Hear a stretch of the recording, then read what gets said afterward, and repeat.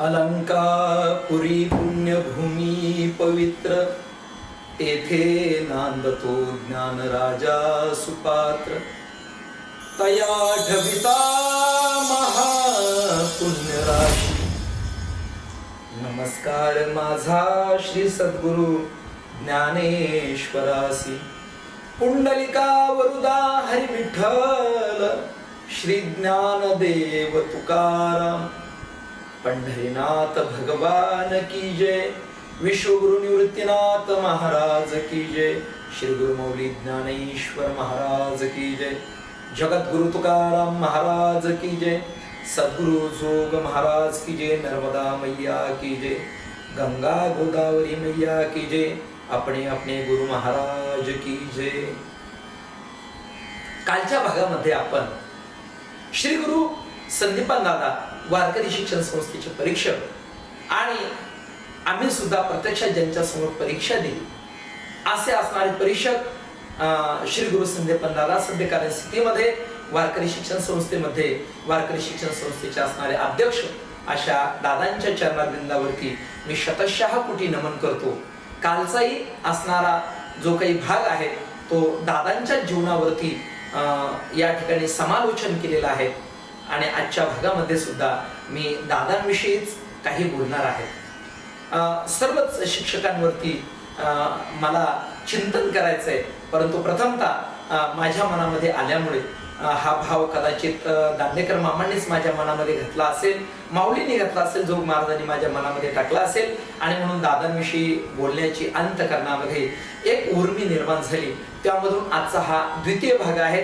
कालचा भाग सुद्धा आपण अवश्य बघा.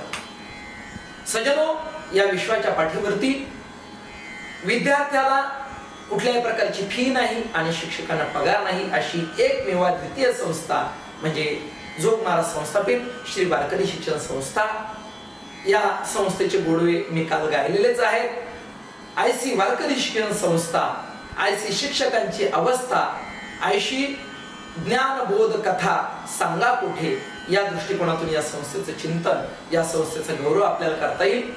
अशाच संस्थेमधील असणारे आमचे कीर्तन परीक्षेचे गुरुवर्य श्री संदीपान दादा यांच्याविषयी कालही बोललेलो आहे आणि आजही आपण तो त्यांचा जो महिमा आहे त्याला प्रारंभ करतो आहे. या ठिकाणी या कॅमेऱ्याची मर्यादा असल्यामुळं काल फक्त 29 मिनिट दादांवरती बोलता आलेला आहे. आज पुन्हा आपण कॅमेऱ्याच्या मर्यादेनुसार तेवढ्याच वेळेमध्ये हा व्हिडिओ पूर्ण करण्याचा प्रयत्न करूया. बघा, श्री गुरु संदीपान दादा यांची घेतलेली मुलाखत अतिशय दिव्य अशा पद्धतीची मुलाखत आहे. श्री गुरु चैतन्य महाराज देगलूरकर यांनी दादांची मुलाखत घेतलेली आहे आणि त्या मुलाखतीमध्ये ज्ञान संगोष्ठी किंवा संगोष्ठी या नावाने ती मुलाखत आहे. मला वाटतं सर्व साधकांनी आपल्या जीवनामध्ये अवश्य ही मुलाखत ऐकावी. संदीपान दादांनी आपल्या जीवनामध्ये अगदीच कशा पद्धतीने संघर्ष केलेला आहे या सर्व प्रकारच्या गोष्टींचा उहापोह त्या मुलाखतीमध्ये झालेला आहे. अनेक असणाऱ्या प्रश्नांची उकलही त्या मुलाखतीमधून होते. असो, दादांच्या जीवनामध्ये त्यांनी वारकरी शिक्षण संस्थेचं शिक्षण घेतल्यानंतर संस्थेची सेवा अव्याहत पद्धतीने चालूच केलेली आहे. जरी ते शिकवण्यासाठी विद्यार्थ्यांना प्रत्यक्षात जरी थांबत नसतील किंवा त्यांना थांबता येत नसेल पूर्वीच्या कालखंडामध्ये, सद्यस्थितीत मला काही माहिती नाही, परंतु तरी सुद्धा एक परीक्षेच्या रीतीनं ज्यावेळेस दादा यायचे तर आल्यानंतर दादांच्या जीवनामध्ये जी काही संस्थेची सेवा त्यांच्याकडून घडायची ती आमूलाग्र पद्धतीची असणारी संस्थेची सेवा होती. त्यामध्ये खऱ्या अर्थाने कीर्तन परंपरा काय आहे, कीर्तन करत असताना कसं करावं, या कीर्तनामध्ये कशा पद्धतीनं आपला भाव असावा, कीर्तन परीक्षेचे निकष काय आहेत, कोणत्या निकषांवरती ही परीक्षा घेतली जाते, आपलं वक्तृत्व कसं असावं, उभं राहताना कसं स्थिर उभं राहावं, याच्यावरती दादा खूप विनोद करायचे. परंतु आज आपल्याला तो विषय मांडायचा नाही आणि म्हणून दादांची जी परीक्षेची पद्धती, त्या परीक्षेमधून दादांचा एक साधकांच्या दृष्टिकोनातून असणारा त्यांच्या तत्वज्ञानाचा, त्यांच्या व्याकरणाचा, त्यांचा भाषेचा, त्यांच्या परीक्षणाचा जो एक वचक होता तो खरोखर एक विशेष उल्लेखनीय अशा पद्धतीचा तो उल्लेख करावाच लागेल. आणि अजूनही त्यांच्या त्याच स्थितीचा वचक सर्व कीर्तनकार साधक जे आहेत किंवा वारकरी शिक्षण संस्थेचे जे विद्यार्थी त्यांच्यावरती तसाच आहे. असो, दादांची असणारी कीर्तनाची एक शुद्ध अशा पद्धतीची परंपरा, एकदम उपक्रम उपसंहारादी षडलिंगामध्ये कीर्तन असावं अशी एक दादांची एक सुंदर अशा पद्धतीची कीर्तनाची जी काही विचारसरणी आहे ती त्यांनी समाजाच्या समोर ठेवली. मी अनेक कीर्तन दादांची ऐकली. आता युट्यूबच्या माध्यमातून सुद्धा अनेक कीर्तन श्रवणाची पर्वणी मला प्राप्त झालेली आहेत आणि मी खरोखर त्यांची कीर्तन ऐकत असतो. या असणाऱ्या कीर्तन परंपरेमध्ये दादांच्या कीर्तनाचं वैशिष्ट्य हे आहे की दादा बरोबर उपक्रमापासून तर उपसंहारापर्यंत पोहोचतात. त्या अभंगाचा तात्पर्य अर्थ काय आहे, गर्भित अर्थ काय आहे, त्या असणाऱ्या तात्पर्य अर्थापर्यंत गर्भित अर्थापर्यंत पोहोचतात. आणि असा एकही अभंग मी आतापर्यंत पाहिला नाही की त्या अभंगामध्ये ते अर्धवट बोलले. अर्थात काही चॅनलवरती प्रकाश जरी कमी टाकला असेल तरी सुद्धा संपूर्ण अभंग सोडवणं आणि अगदीच पहिली चाल आणि शेवटची चाल सुद्धा कीर्तनामध्ये परिपूर्ण दादांच्या कीर्तनामध्ये होते. असं सूत्रात्मक अगदीच समयबद्ध कीर्तन म्हणजे दादांचं कीर्तन आहे. असो, आमची जी काही या ठिकाणची तपोभूमी आहे, ज्या गावामध्ये माझा निवास आहे, ही आहेत श्री क्षेत्र रुईची परमपावन भूमी. अर्थात नाशिक जिल्ह्यामध्ये निफाड तालुक्यामध्ये श्री क्षेत्र रुई या गावामध्ये पूर्वी श्री गुरु आमचे मोठे बाबा विठ्ठल बाबा चौधरी मोठे बाबा यांचं हे आवडीचं गाव. याचबरोबर श्री गुरु वैद्य बाबा यांचं सुद्धा हे तसं काही प्रमाणामध्ये आवडीचंच गाव. या गावामध्ये आतापर्यंत वारकरी शिक्षण संस्थेचे सर्व गुरुवर्य या गावामध्ये कीर्तन करून गेले. आणि म्हणून आमच्या असणाऱ्या रुई भूमीमध्ये दरवर्षी काल्याच्या कीर्तनाच्या निमित्ताने आम्ही जे काही अनेक सिद्ध महात्मे आहेत संस्थेचे, जे संस्थेच्या चाकोरीमध्ये ज्यांनी स्वतःला बांधून घेतलेलं आहे, संस्थेच्या असणाऱ्या कीर्तन मर्यादेमध्ये ज्यांनी बांधून घेतलेलं आहे, अशा सर्व गुरुवारांची कीर्तनं या गावामध्ये काल्याच्या कीर्तनाच्या निमित्ताने झालेली आहेत आणि सप्ताहामध्ये सुद्धा झालेली आहेत. त्यामध्ये श्री गुरु संदीपान दादा यांची सेवा आम्ही मोठ्या अट्टहासाने मिळवली.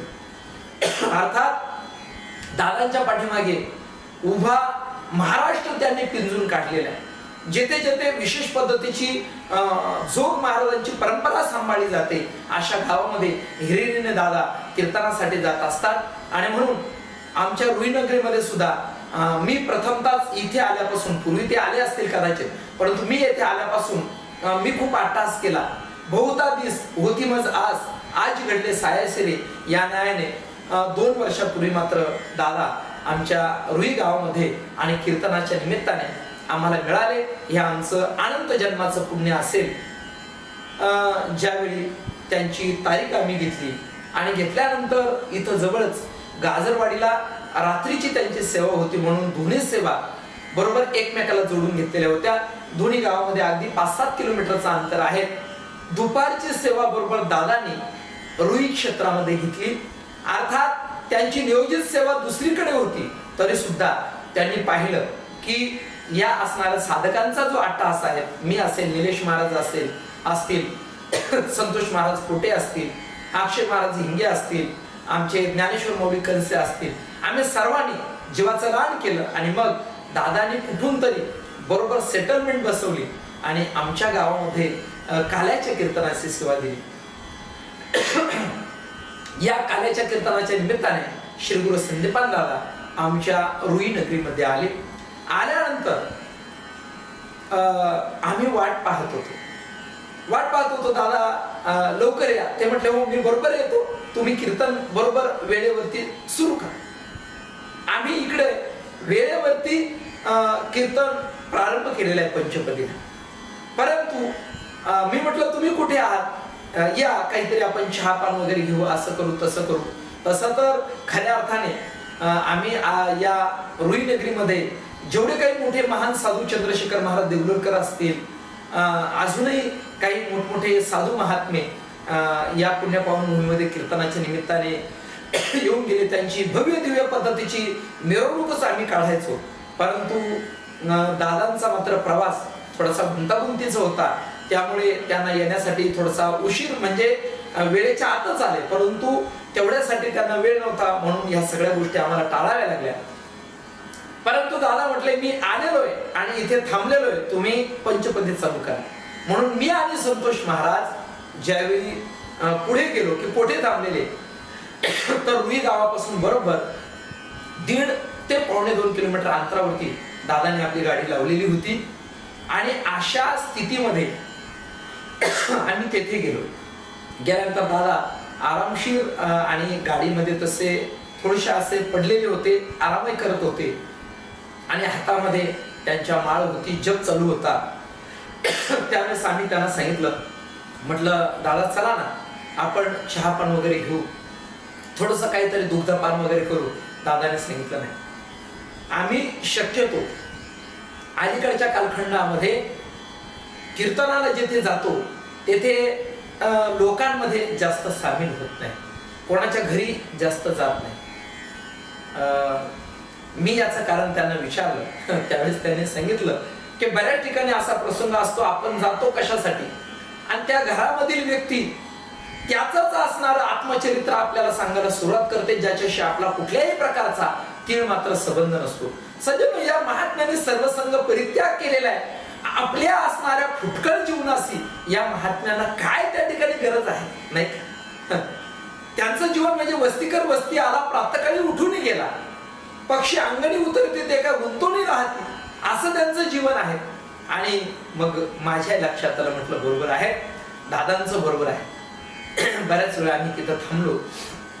थांबल्यानंतर मग मात्र म्हटलं दादा चला, आणि असं म्हटल्यानंतर ते निघाले. निघाल्यानंतर थोडं त्यांना सांगितलं की अक्षय महाराजांची इच्छा आहे, तुम्ही सांगितलेला गैरप्रकार काही आमच्याकडून घडणार नाही, आणि म्हणून अक्षय महाराजांच्या घरामध्ये त्यांना नेलं. तिथं दादाने फेटा वगैरे बांधला आणि बरोबर पंचपदी आटोपल्यानंतर आम्ही मंडपामध्ये गेलो. मंडपामध्ये सुद्धा इतक्या सुंदर पद्धतीनं गोपाल कृष्ण परमात्माचं चरित्र काल्याच्या कीर्तनाच्या माध्यमातून आम्हाला श्रवणासाठी मिळालं. आणि मग मी त्यांना सांगितलं की दादा तुम्हाला विश्राम जो करायचा आहे तो आपल्याच आश्रमामध्ये करायचा आहे. दादा म्हटले नाही, आम्ही कोणाच्याही घरी विश्रांतीसाठी जात नाहीत, कुठे आश्रमामध्ये पण फार मी जात नाही. आम्ही झाडाखाली गाडी लावून देतो आणि त्याच ठिकाणी जेवण करतो आणि त्याच ठिकाणी विश्राम करतो, कीर्तनाच्या जागी जातो. त्यांना मी विनंती केली, म्हटलं दादा जर कदाचित आमच्याकडून काही अपराध झाला आणि कदाचित तुम्हाला जर नाही पटलं तर त्याच मिनिटाला तुम्ही आश्रम सोडून निघून जायचं. मी एक शब्द सुद्धा आणि तुम्हाला त्या बाबतीमध्ये अडथळा आणणार नाही, विरोध करणार. असं म्हटल्यानंतर दादा बरोबर कीर्तन आटोपल्यानंतर निघाले. निघाल्यानंतर जसे दादा साधारणतः एक 12:30च्या दरम्यान एक जी आपली खोली आहे त्या खोलीमध्ये दादाने प्रवेश केला. आणि प्रवेश केल्यानंतर मी आज माझ्या जीवनामधलं फार मोठं पुण्य सामग्रीच्या उदयाची स्थिती ती मानत होतो. माझ्या जीवनामधलं असणारं पुण्य त्या दिवशी फळाला आलेलं होतं की एवढे मोठे महात्मे या असणाऱ्या पुण्यपावन नगरीमध्ये आणि आपल्या एका साध्या आश्रमामध्ये आलेले होते. माझ्या अंतःकरणामध्ये अनेक प्रश्न होते, ते प्रश्न मला त्यांना विचारायचे होते. परंतु दादा जसे आतमध्ये गेले, 12:30च्या दरम्यान त्यांनी जसा खोलीमध्ये प्रवेश केला तसं मी खालीच बसून होतो. मी काही कुठे गेलो नाही. परंतु मी माझ्या जीवनामध्ये बघितलं की साधारणतः ते 12:30 पासून तर 5:45 वाजेपर्यंत आपल्या खोलीमध्ये होते, परंतु दादा कोणाशी फोनवरती सुद्धा बोलले नाही. आतमध्ये बसून आणि त्यांचं आत्मचिंतन चालू होतं. खरोखर या साधकीय दशेला मी माझ्या जीवनामध्ये प्रणाम करतो. खरोखर संदीपान दादा हे साधकांचे महामेरू आहे. खरोखर आपल्या जीवनामध्ये साधनेचा उच्चांक त्यांच्या जीवनामध्ये मला पाहायला मिळाला. आणि मग मात्र 5:45 वाजता दादा आणि मग बाहेर आले, खोलीच्या बाहेर आले. आल्यानंतर दादांना मी साधकीय दशेमधून अनेक प्रकारची प्रश्न त्यांना विचारले आणि माझ्या सर्व असणाऱ्या प्रश्नांची उत्तर त्यांनी मला दिली. परंतु यामध्ये आपण जर पाहिलं तर सर्वात त्यांचा जास्तीत जास्त भर जर कोणता होता तर तो भर या गोष्टीवरती होता की साधकाने आपल्या जीवनामध्ये कशा पद्धतीनं साधना करावी आणि ती साधना करत असताना शुचिर्भूतता कशा पद्धतीने पाळावी. मी दादांना एक प्रश्न केला, दादा मी माझ्या जीवनामध्ये अनेक अनुष्ठानं केलेली आहेत, परंतु माझे अनुष्ठान आतापर्यंत सिद्धीला जात नाहीत, त्यामध्ये अनंत अडथळे निर्माण होतात. अर्थात भक्ती तो कठीण सुळावर पोळी म्हटलेलं आहे, तर ही सुळावरची पोळी मिळवण्यामध्ये मी अपूर्ण ठरतो. त्यावेळेस त्यांनी निरीक्षण केलं आणि त्यांनी सांगितलं, तुमचं जे टॉयलेट आहे त्या टॉयलेटची जी दिशा आहे ती पूर्व दिशेला आहे. आणि दादांनी मला सांगितलं तेवढी उत्तर दिशेला करून घ्या. ही एक या ठिकाणची या वास्तूमधले चूक मला आढळली, या वास्तूतला दोष मला आढळला. असो, मला ती गोष्ट पूर्वीपासूनच ज्ञात होती की सकाळी 6:30 पासून तर संध्याकाळी 6:30 वाजेपर्यंत आपण शौचविधीला बसत असताना उत्तर दिशेला तोंड करून बसावं आणि संध्याकाळी 6:30 ते सकाळी 6:30 दक्षिण दिशेला मुख करून बसावं. परंतु दादांचं निरीक्षण पहा केवढं, त्यांनी मला ही गोष्ट सांगितली. याचबरोबर साधना करत असताना कशा पद्धतीनं साधना करावी याचं सुंदर पद्धतीचं मोलाचं मार्गदर्शन श्री गुरु संदीपान दादांनी आणि मला दिलं.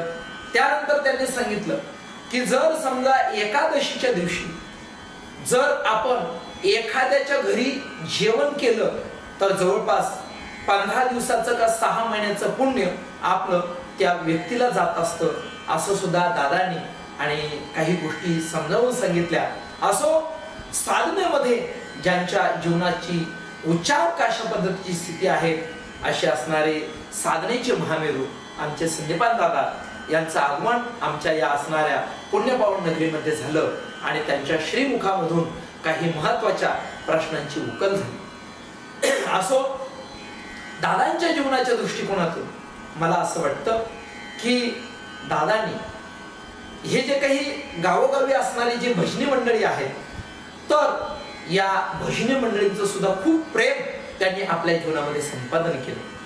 आजही पण दादांच्या असणाऱ्या कीर्तनाचा एक वचक, त्यांच्या कीर्तनाची आतुरता, त्यांच्या कीर्तनाची ओढ या महाराष्ट्र प्रांतामधील असणारे जे खरोखर सद्धर्माने कीर्तन परंपरेला मानतात अशा सर्व असणाऱ्या वारकऱ्यांच्या जीवनामध्ये ती ओढ आतुरता निश्चितच पाहायला मिळते. आम्ही वडाळी भुईच्या जवळ शिंदे असेल, भायळे असेल या गावामध्ये ज्यावेळेस कीर्तनाच्या निमित्ताने जातो, पूर्व परंपरा सुद्धा आमचे तुकाराम बाबा परसुलकर असतील, माधव बाबा शिंदे भायळेकर असतील, आमचे असणारे राऊत काका असतील किंवा भडाण्याचे शिवाजी बाबा असतील, ही सर्व मंडळी यांनी दादांच्या कीर्तनाचा भरभरून आस्वाद, ही मेजवानी पंगत आणि तिचा आस्वाद आपल्या जीवनामध्ये घेतलेला आहे. असे असणारे आमचे संदीपान दादा निश्चितच आमच्या जीवनामध्ये आमच्या विद्यार्थ्यांना दादांनी फार चांगल्या पद्धतीचं मार्गदर्शन जोग महाराज शिक्षण संस्थेच्या दृष्टिकोनातून त्यांनी केलेलं आहे. संस्थेमध्ये एक विश्वस्त या नात्याने, विश्वस्त ही स्थिती काय असते, याच्यामध्ये विश्वास कसा असतो, या सगळ्या गोष्टींचं द्योतक दादांच्या जीवनामध्ये आम्हाला पाहायला मिळालं.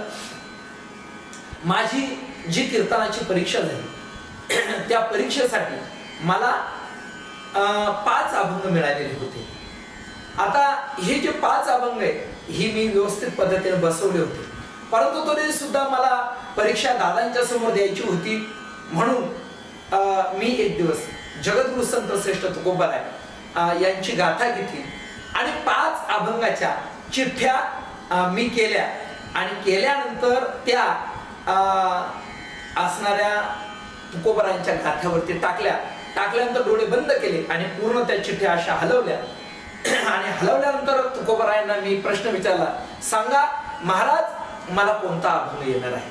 असं म्हटल्यानंतर मी जी चिठ्ठी उचलली, खोलली, त्याच्यामध्ये पाहिलं, होय होय वारकरी पाहे पाहे रे पंढरी, काय करावी साधने फळ अवघेची येणे, अभिमान नुरे कोड अवघेची पुरे, तुका म्हणे डोळा विठो पैसला सावळा, काय करावी साधने फळ अवघेची येणे. या न्यायाने हा अभंग माझ्या डोळ्यासमोर आला. परंतु असो मी त्याचा फार विचार केला नाही. पण ज्यावेळेस परीक्षेला मला जायचं होतं त्यावेळेस तुकोबारांवरती माझा विश्वास होता आणि म्हणून मी या अभंगावरती जास्तीत जास्त भर अंतःकरणात ठेवला की मला हाच अभंग येणार. परंतु ज्यावेळी शिक्षण संस्थेमध्ये त्या कीर्तनाच्या मंडपामध्ये प्रवेश होतो त्यावेळी बाहेर काही विद्यार्थी उभे असायचे आणि ज्यावेळेस आतमध्ये आम्ही जायचो त्यावेळेस आमचा जो एक्झिट पोल होता, कीर्तनाचा एक्झिट पोल, आणि बहुतेकदा तो तंतोतंत असतो. आमचे जे कीर्तनाचे जे जुने असणारे महाराज मंडळी आहेत, पहिले संस्था सुटलेली विद्यार्थी मंडळी, असे ते बाहेर कीर्तन ऐकण्यासाठी काही बाहेर थांबलेले असायचे. आतमध्ये भरपूर गर्दी असायची, बसायला जागा नसायची. मग मी ज्यावेळेस आल्यानंतर सर्वांनी सांगितलं, माऊली तुम्हाला अभंग येणार, जोडून या धन उत्तम व्यवहार आहे. आता मी विचार केला, जोडून या धन उत्तम व्यवहार आहे, हा अभंग येणार, एक्झिट पोलकडे लक्ष द्यावं का तुकोबारायांच्या असणाऱ्या त्या गाथीवर टाकलेल्या चिठ्ठीकडे लक्ष द्यावं, मला काही सूचना, डोक्यामध्ये गोंधळ झालेला होता. परंतु मी म्हटलं एक्झिट पोल सत्य आहे असं समजून मी जोडून या धनचं चिंतन करत करत बरोबर निघालो.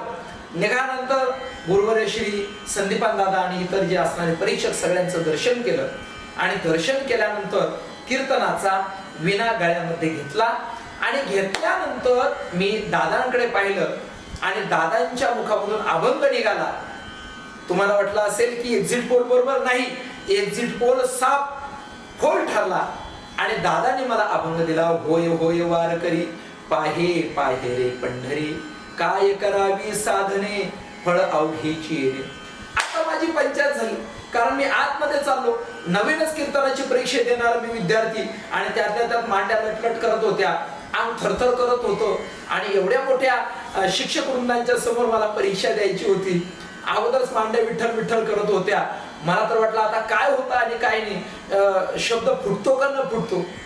आणि तेवढ्यामध्ये नेमकं मी होय होय वारकरीचं चिंतन करून चाललेलो होतो आणि मला वाटतं एक्झिट पोलने काय केलं होतं, साप वेगळी दिशा दिलेली होती. आणि मग ते मी ब्रह्मचर्य आश्रम, गृहस्थ आश्रम, वानप्रस्थ आश्रम, संन्यास आश्रम याच्यामध्ये असणारे त्या ठिकाणचे 4 आश्रम याचं चिंतन करत चाललो होतो. गृहस्थ श्रेष्ठ उच्चते श्लोक आठवत होतो, स्वधर्मस्य अविरुद्धे नरे लब्धम धर्म सदा, हे श्लोक मी आठवत होतो.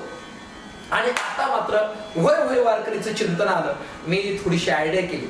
मला खऱ्या अर्थाने मृदंगामधलं फार काही कळत नाही. त्यावेळी मी पाखवाजांना विचारलं, मृदंग किती मध्ये लावलेला आहे? पाखवाजांनी सांगितलं, मृदंग काळी 2 मध्ये लावलेला आहे. मला काही त्याच्यातलं कळत नव्हतं किंवा मला स्वरज्ञानही तितकंसं नव्हतं. परंतु मी त्या पाखवाजांना सांगितलं की तुम्ही मृदंग पांढरी 4 मध्ये लावा. कारण का, तो पाखवाज लावेपर्यंत मला पुन्हा माझ्या मूळ चिंतनाकडे यायचं होतं. आणि मग तेवढ्यामध्ये दादांनी मला तो अभंग दिलेला होता. पाखवाजाने पाखवाज लावेपर्यंत मी पूर्ण अभंगाचं सेटिंग बसवलं. आता याच्यामध्ये हा अभंग मी फार सुंदर पद्धतीने बसवलेला होता. या अभंगावरती आजही मी अनेक प्रकाराने चिंतन करत असताना किमान 7 कीर्तन या अभंगावरती करू शकतो, एवढं भांडवल आज माझ्या डोक्यामध्ये आहे. आणि म्हणून मी व्यवस्थाशील पद्धतीने जे अभंग आहे तो सुंदर पद्धतीने बसवला. नेमकं कीर्तन करायला लागलो सुंदर पद्धतीनं. मला बाकीच्याने सांगितलं शांततेत चाल म्हणा, म्हणून मी शांततेतच चाल म्हटलो. याच्यामध्ये माझा बराच वेळ गेला आणि बराच वेळ गेल्यानंतर आमची परीक्षा 40 मार्क्सची असायची, 40 मिनिटाची असायची. परंतु अगोदर 5 मिनिट बेल दिली जायची. परंतु त्या दिवशी मात्र काय चमत्कार घडला मला माहिती नाही. तर दादानी मला बेलच दिली नाही.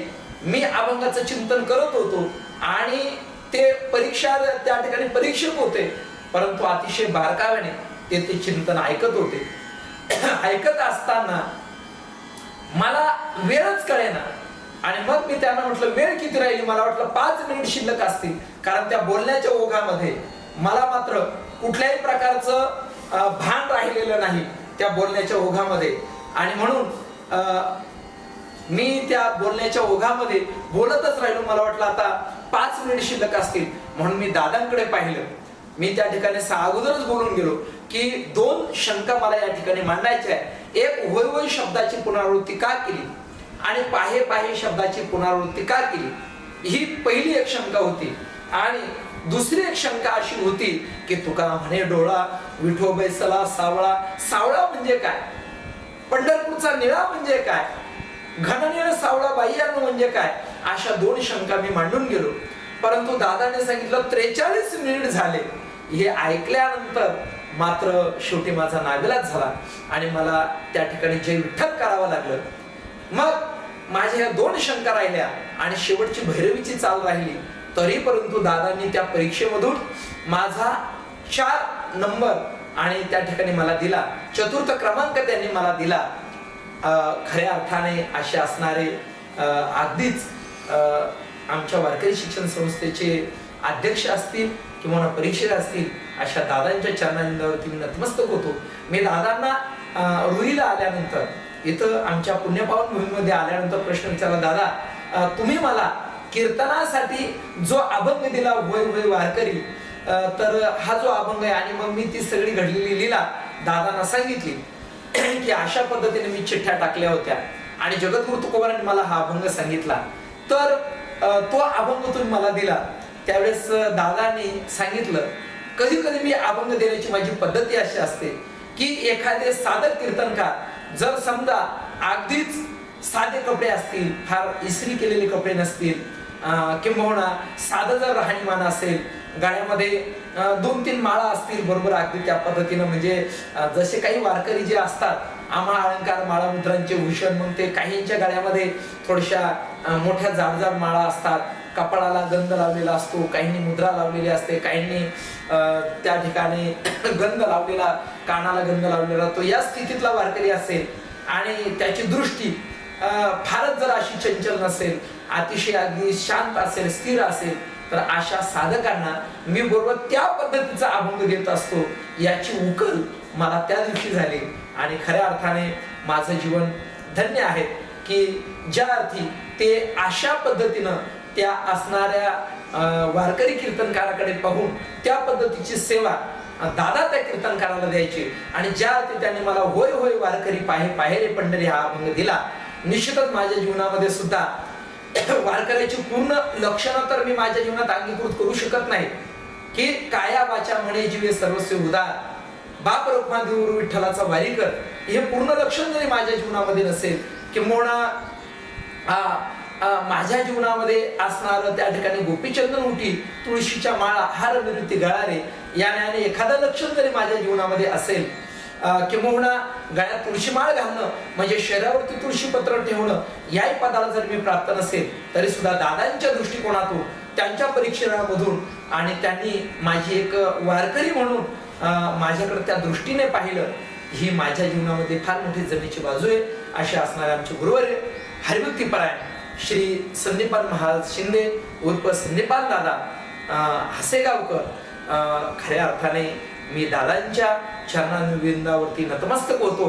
आणि जसे श्री गुरु माऊली ज्ञानोबारांचे श्री गुरु निवृत्तीनाथ दादा हे मोठे बंधू, दोघे पण त्या ठिकाणी एकमेकाचे बंधू, तसं मला वाटतं मी सुद्धा, माझे नाव ज्ञानेश्वर शिंदे आणि दादांचं नाव सुद्धा संदीपान दादा शिंदे, कदाचित आडनावाचा का होईना थोडासा बादराने संबंधाने ते माझे निवृत्तीनाथ दादांप्रमाणे माझं नाव ज्ञानेश्वर आहे, तसंच ते माझे ज्येष्ठ आणि गुरु आहेत आणि खऱ्या अर्थाने माझ्या कीर्तन परंपरेचे सद्गुरू आहेत.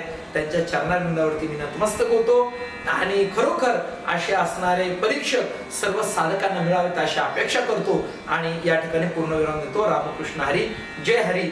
सद्गुरु जोग महाराज की जय. वारकरी शिक्षण संस्था की जय. रामकृष्ण हरी.